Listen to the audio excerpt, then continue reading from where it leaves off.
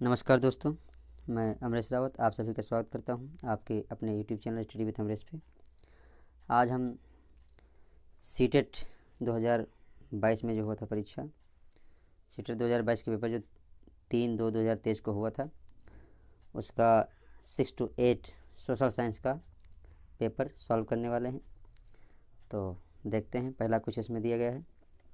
पहला प्रश्न इसमें है, निम्नलिखित में से कौन सा स्थूल गामक कौशलों का उदाहरण है। तो इसमें स्थूल गामक कौशलों का उदाहरण पूछा गया है। तो ऑप्शन दे रखा है, चित्र बनाना, सुई पकड़ना, तेज चलना, धागे में मोती पिरोना। तो इसमें सही कौन सा है आपका, इसमें देख सकते हैं सी नंबर। क्या दे रखा है, सी नंबर, तेज चलना। तेज चलना क्या है, स्थूल गामक, इसमें दे रखा है सी। अगला देखते हैं क्वेश्चन नंबर 2। क्वेश्चन नंबर 2 में क्या कह रहा है, क्वेश्चन नंबर 2 में कह रहा है, विकास का अधोगामी सिद्धांत बताता है कि विकास किस क्रम मीन्स किस ओर से किस तरफ बढ़ता है। तो ये अधोगामी का जो सिद्धांत बताता है, ये क्या कह रहा है, जटिल से सरल, सिर से पैर, केंद्र से बाह्य, सामान्य से विशिष्ट। तो देखते हैं इसका सही आंसर क्या है।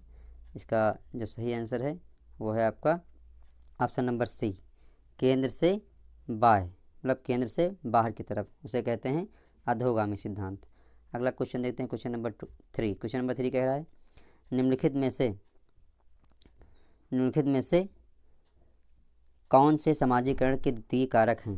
इसमें पूछा गया कौन से समाजीकरण के द्वितीय कारक है, तो मैच करना है। विद्यालय, किताबें, मीडिया, माता पिता।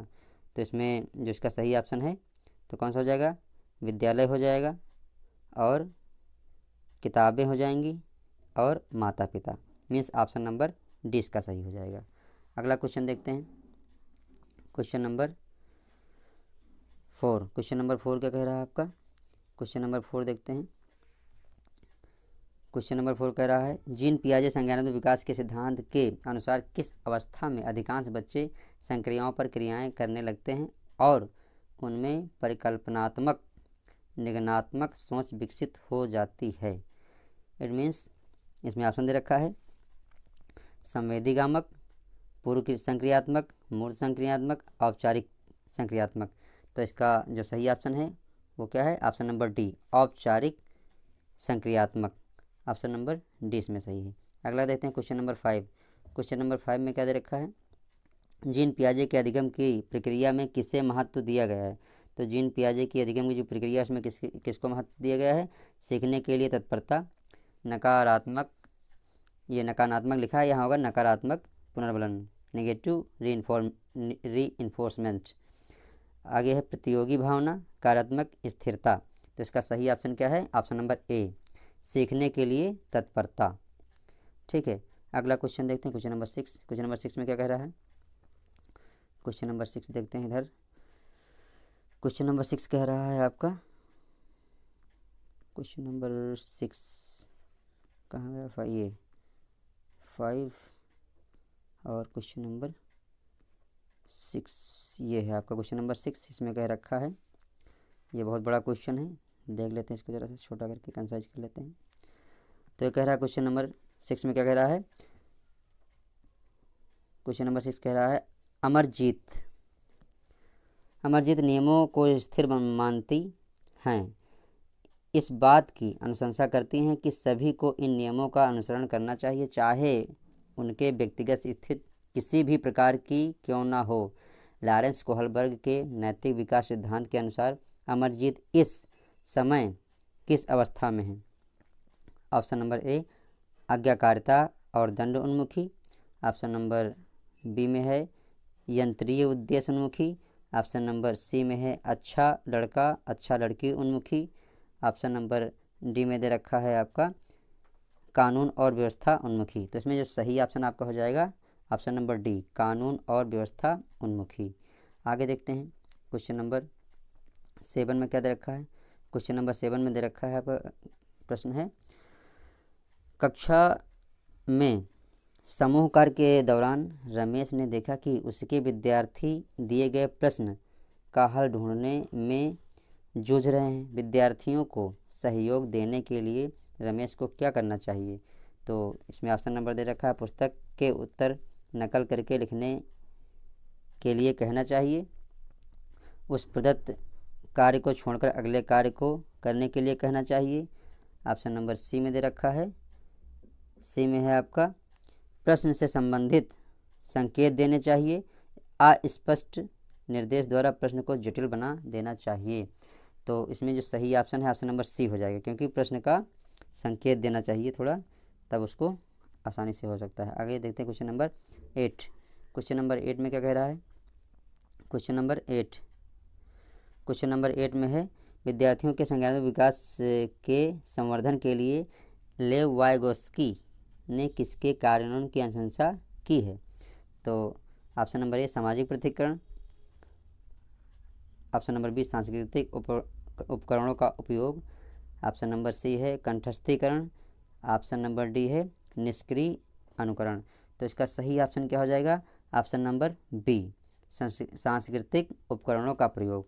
ऑप्शन नंबर 20 में सही हो जाएगा आपका सांस्कृतिक उपकरणों का प्रयोग। आगे देखते हैं क्वेश्चन नंबर 9। क्वेश्चन नंबर 9 क्या कह रहा है? प्रगतिशील शिक्षा शिक्षण अधिगम प्रक्रिया के केंद्र में किसे स्थान देती है?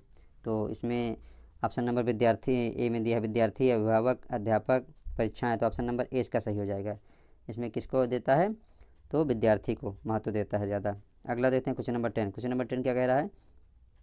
क्वेश्चन नंबर 10 कह रहा है, अहमद मनोउपचारक या परामर्शदाता काउंसलर बनना चाहता है। हार्वर्ड गार्डनर के बहुविध बुद्धि सिद्धांत के अनुसार उनकी अध्यापिका को उसकी किस बुद्धि के संवर्धन के अवसर देना चाहिए? स्थानिक, प्राकृतिक, सांगीतिक, अंतर्वैयक्तिक। तो इसमें हो जाएगा अंतर्वैयक्तिक, इंटरपर्सनल इसको बोलते हैं। अगला देखते हैं क्वेश्चन नंबर 11। क्वेश्चन नंबर 11 आपका दे रखा है। क्वेश्चन नंबर 11 में कह रहा है, क्वेश्चन नंबर 11 में कह रहा है आपका, अध्यापक सहयोगात्मक अधिगम का कार्यान्वयन करते समय अध्यापक को क्या करना चाहिए? ऑप्शन नंबर ए एक समान योग्यता आधारित समूहों का निर्माण, बी विद्यार्थियों को केवल निर्धारित प्रक्रिया का अनुसरण करने का निर्देश देना, ऑप्शन नंबर सी चर्चाओं और वाद विवाद के प्रयोग को प्रतिबंधित करना, ऑप्शन नंबर डी में क्या कह रहा है? विविध शिक्षार्थियों के समूह बनाना। तो इसमें ऑप्शन नंबर डी आपका सही हो जाएगा, विविध परीक्षार्थियों के या शिक्षार्थियों के समूह बनाना। अगला देखते हैं क्वेश्चन नंबर 12 क्या कह रहा है। क्वेश्चन नंबर 12 में कह रहा है, कक्षा में क्रिकेट पर हो रही चर्चा में एक अध्यापक लड़कियों की अपेक्षा लड़कों को अधिक अवसर दे रहा है, ऐसा करके वह क्या कर रहा है? Option number A रूढ़वादियों, option number A में क्या हो जाएगा, क्या है? रूढ़वादी चुनौतियों को कम कर रहा है, ऑप्शन नंबर बी जेंडर पूर्वाग्रह का पालन कर रहा है, ऑप्शन नंबर सी जेंडर समानता का अनुसरण कर रहा है, ऑप्शन नंबर डी में दिया है आपका जेंडर रूढ़वादी धारणाओं को तोड़ रहा है।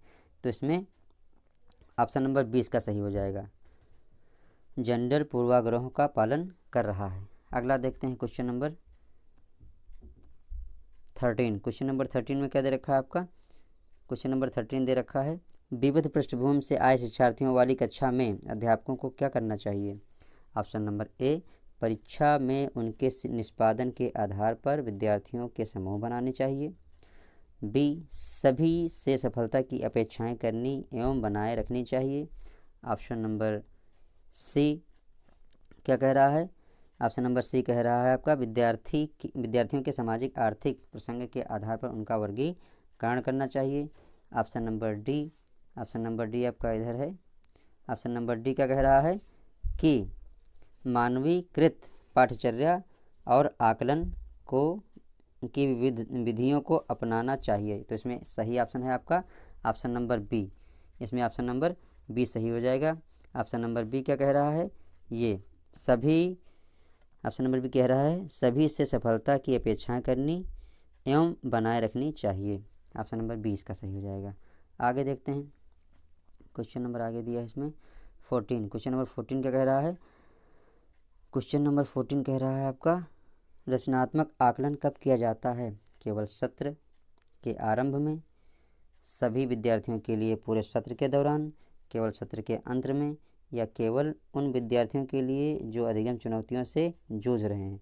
तो जो इसका सही ऑप्शन है, ऑप्शन नंबर आपका बी हो जाएगा, मीन्स सभी विद्यार्थियों के लिए पूरे सत्र के दौरान। अगला क्वेश्चन देखते हैं। क्वेश्चन नंबर 15 कह रहा है, निम्नलिखित में से कौन सा प्रश्न विद्यार्थियों में समालोचनात्मक चिंतन को समुत्पन्न करेगा? ए, श्रीलंका की राजधानी कौन सी है? पूछकर अगला है ऑप्शन नंबर बी, भारत में अध्यापक दिवस कब मनाया जाता है? सी, एशिया में सबसे बड़ा शहर कौन सा है? ऑप्शन नंबर डी क्या कह रहा है, आप अपने शहर में पानी की कमी की समस्या किस प्रकार सुलझाएंगे? तो इसमें सही ऑप्शन हो जाएगा option number D, option number D. अगला क्वेश्चन देखते हैं। अगला क्वेश्चन है क्वेश्चन नंबर 16। क्वेश्चन नंबर 16 क्या कह रहा है, समावेशन की अवधारणा हेतु किसकी आवश्यकता है? ए, विविधता और वैयक्तिक भिन्नताओं के लिए सम्मान। ऑप्शन नंबर बी, आकलन के लिए मानकीकृत परीक्षण। ऑप्शन नंबर सी, अध्यापक केंद्रित शिक्षा शास्त्रीय प्रविधियाँ। ऑप्शन नंबर डी, विद्यार्थियों का नवीकरण, लेबलिंग और पृथकीकरण।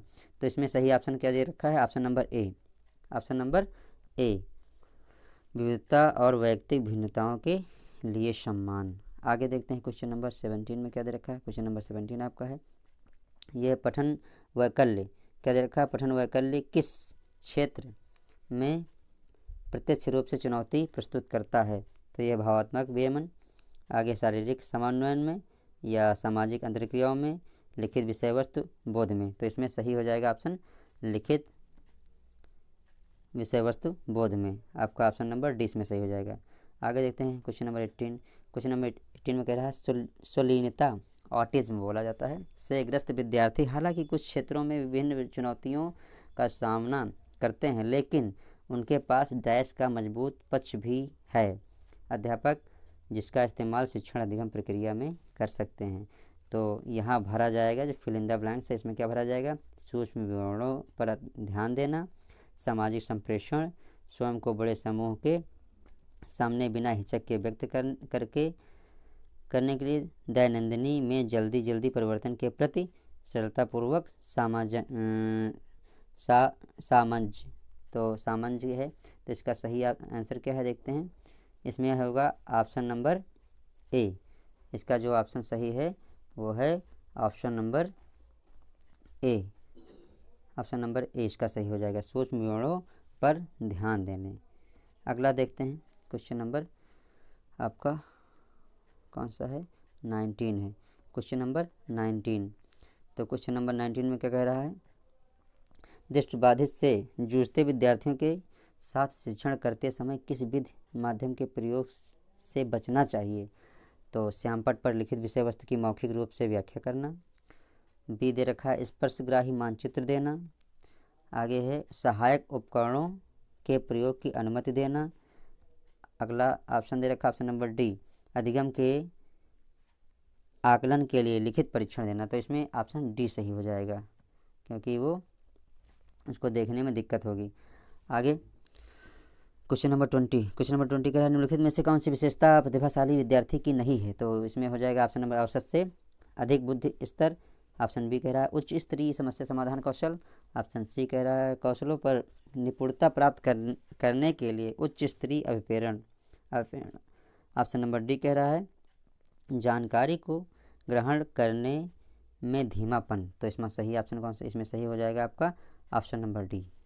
अगला क्वेश्चन देखते हैं क्वेश्चन नंबर 21। क्वेश्चन नंबर 21 में क्या दे रखा है?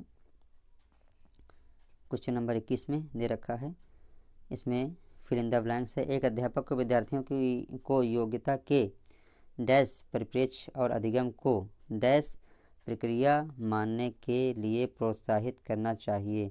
तो इसमें सही जो ऑप्शन हो जाएगा आपका बुद्धि बोधक एक प्रक्रिया। तो इसका सही ऑप्शन ए हो जाएगा, ऑप्शन नंबर ए सही इसमें दिया है, बुद्धिबोधक एक और एक सक्रिय। अगला क्वेश्चन नंबर 22 है, यदि गतिविधि को महत्व नहीं दिया जा रहा है तो विद्यार्थी द्वारा किस का अनुभव करने की संभावना है? तो इसका सही ऑप्शन हो जाएगा बोरियत। अगर कोई विद्यार्थी गतिविधि नहीं कर रहा है तो वो बैठे बैठे बोरियत महसूस करेगा। अगला है क्वेश्चन नंबर 23। प्रश्न नंबर 23 कह रहा है स्कूल अध्यापिका ऋचा अपने विद्यार्थियों में समुन्नत समझ को समुन्नत करना चाहती है। इसके लिए उसे क्या करना चाहिए? ऑप्शन नंबर ए, विद्यार्थी को प्रश्नों का समाधान निर्धारित रूप से करने के लिए कहना चाहिए। ऑप्शन बी, प्रक्रियात्मक ज्ञान और अधि संज्ञानात्मक कौशलों पर ध्यान देना चाहिए।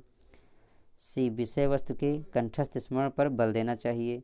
डी कह रहा विद्यार्थियों को उप अवधारणाओं में संबंधता स्थापित करने के लिए निरुत्साहित करना चाहिए। तो इसका ऑप्शन सही क्या है? Option number B. Option number B सही है। आगे देखते हैं, अगला क्वेश्चन देखते हैं। अगला क्वेश्चन आपका इधर है, क्वेश्चन नंबर 24। कौन सा है? क्वेश्चन नंबर 24, इसको देखते हैं। तो क्वेश्चन नंबर 24 कह रहा है निम्नलिखित में से कौन सी सामाजिक रचनावादी कक्षा की विशेषता है? तो अध्यापक द्वारा विद्यार्थियों में प्रतियोगिता उन्मुखी दृष्टिकोण का विकास करना, अन्वेषण संबंधी अधिगम के लिए अनुकूलित परिवेश। ऑप्शन नंबर सी क्या कह रहा है? कंठस्थीकरण पर केंद्रित शिक्षा शास्त्रीय प्रविधियाँ। अगला है मानकीकृत पाठचर्या जो सांस्कृतिक भिन्नताओं का ध्यान दे। तो इसका सही ऑप्शन क्या है? Option number B. इसका सही ऑप्शन क्या हो जाएगा? Option number B. आपका इसमें यही सही है, ऑप्शन नंबर बी। आगे देखते हैं, अगला क्वेश्चन है आपका क्वेश्चन नंबर 25। क्वेश्चन नंबर 25 क्या दे रखा है? क्वेश्चन नंबर 25 में दे रखा है, क्वेश्चन नंबर 25 में दे रखा है विद्यार्थी कक्षा में अधिगम की प्रक्रिया में अधिक सक्रिय और सहभागी महसूस करते हैं यदि कक्षा परिवेश समुन्नत करता है। ठीक, तो ये देख लेते हैं। इसमें अवधारणाएँ दी हैं, इसमें अवधारणाएँ दी हुई हैं, इसमें अवधारणाएँ दी हुई हैं। 25 नंबर क्वेश्चन था, इसमें अवधारणाएँ कौन कौन सी दी हैं? विद्यार्थी अवधारणाओं के बारे में सामाजिक जिज्ञासा, अपने विचारों पर विमर्श चिंतन, अध्यापक का निष्क्रिय अनुकरण, ज्ञान का मात्र पुनर्उत्पादन। तो इसमें देखते हैं कौन सा सही ऑप्शन है। इसमें सही ऑप्शन है option number A, first and second. अगला देखते हैं क्वेश्चन नंबर 26। क्वेश्चन नंबर 26, विद्यार्थी अधिगम को सहज सुगम बनाने के लिए अध्यापक को किस प्रकार की गतिविधियों का संचालन करना चाहिए? तो ए में क्या दे रखा है? जो उनके प्रतिदिन के जीवन के लिए प्रासंगिक हो। बी, जो यांत्रिक हो और जिसमें निष्क्रिय श्रवण शामिल हो। सी, जो संदर्भ से हटकर हो। डी, जो जटिल से सरल की ओर आगे बढ़ता हो। तो इसका सही ऑप्शन क्या हो जाएगा? Option number A. इसका सही ऑप्शन क्या हो जाएगा? Option number A. अगला क्वेश्चन देखते हैं 27 में दे रखा है विद्यार्थियों में समालोचनात्मक चिंतन का विकास किस प्रकार सहज सुगम किया जा सकता है? तो इसमें देखते हैं, इसमें आपका हो जाएगा विद्यार्थियों, ए ऑप्शन में क्या दे रखा है? विविध संदर्भों में अधिगम के अनुप्रयोग द्वारा। बी में क्या दे रखा है? समझ के स्थान पर कार्य को शीघ्र अतिशीघ्र पूरा करने के लिए प्रतियोगी करवाकर। अगला सी ऑप्शन क्या दे रखा है? अध्यापक द्वारा दिए गए व्याख्यान का केवल सारांशीकरण करके। अगला है आपका डी नंबर, विषय वस्तु का कंठस्थीकरण और अध्यापक का निष्क्रिय अनुकरण करके। तो इसमें सही ऑप्शन आपका ऑप्शन नंबर ए हो जाएगा, ऑप्शन नंबर ए। अगला क्वेश्चन देखते हैं क्वेश्चन नंबर 28। तो 28 आपका क्या कह रहा है? अधिगम की गति। अधिगम की गति, तो इसमें क्या है? पूरी तरह व्यक्तिगत कार्यों पर निर्भर है। बी क्या कह रहा है? पूरी तरह वातावरणीय कारकों पर निर्भर है। सी क्या कह रहा है? व्यक्तिगत और वातावरणीय कारकों पर निर्भर है। और ऑप्शन नंबर इसमें डी क्या कह रहा है? ऑप्शन नंबर इसमें डी कह रहा है आप देख लें। डी में क्या कह रहा है, व्यक्तिगत और वातावरणीय कारकों की पारस्परिक क्रिया पर निर्भर। तो इसमें ऑप्शन नंबर डी ही आपका सही हो जाएगा, सबसे सही ऑप्शन यही है आपका। अगला क्वेश्चन देखते हैं, क्वेश्चन नंबर 29। विद्यार्थियों की वैकल्पिक अवधारणाएं। तो विद्यार्थियों की वैकल्पिक अवधारणाएं क्या हैं कि अनदेखी करके निरुत्साहित की जानी चाहिए, उनके अनुभवों से संबंधित नहीं हैं। अगला है ऑप्शन सी, हमेशा अत्यंत गलत होती हैं और तर्कहीन चिंतन प्रक्रिया को दर्शाती हैं। डी में क्या कहा है, अर्थ निर्माण की प्रक्रियाओं की में गढ़ी गई सहज संरचनाओं को दर्शाती हैं। तो इसका सही ऑप्शन यही आपका ऑप्शन नंबर डी हो जाएगा। ठीक है, अगला क्वेश्चन देखते हैं। क्वेश्चन नंबर आपका कौन सा है, 30। तो क्वेश्चन नंबर 30 में क्या कह रहा है, किसी भी अवधारणा का शिक्षण करते समय किस बात से बचना महत्वपूर्ण है। तो ये आपका हो जाएगा, अवधारणाओं के विभिन्न पहलुओं के मध्य संबंधता स्थापित करना। तो बी में क्या दे रखा है, कारक प्रभाव संबंधों को रेखांकित करना। और सी में क्या दे रखा है, अवधारणाओं को गैर उदाहरणों के साथ प्रस्तुत करना। डी में क्या दे रखा है, संप्रत्ययों की विषय वस्तु को जानकारियों के असंबंधित खंडों के रूप में प्रस्तुत करना। तो आगे देखते हैं। तो इसका जो सही आंसर आपका दे रखा है वो है ऑप्शन नंबर डी। इसमें क्या दे रखा है, ऑप्शन नंबर डी सही हो जाएगा। किसी भी अवधारणा का शिक्षण करते समय शिक्षक को इस बात पर ध्यान रखना चाहिए कि विषय वस्तु को ऐसे प्रस्तुत किया जाए जिसमें अवधारणाओं के विभिन्न पहलुओं के मध्य संबंध स्थापित किया जा सके तथा कारक प्रभाव संबंधों को रेखांकित करते हुए अवधारणाओं को गैर उदाहरणों के साथ प्रस्तुत करने पर ध्यान दिया जाना चाहिए। जबकि शिक्षक को संप्रत्ययों की विषय वस्तु को जानकारियों के असंबंधित खंडों के रूप में प्रस्तुत करने से बचना चाहिए। तो अगर ये वीडियो आपको अच्छा लगा है तो इसको ज़्यादा से ज़्यादा शेयर करें।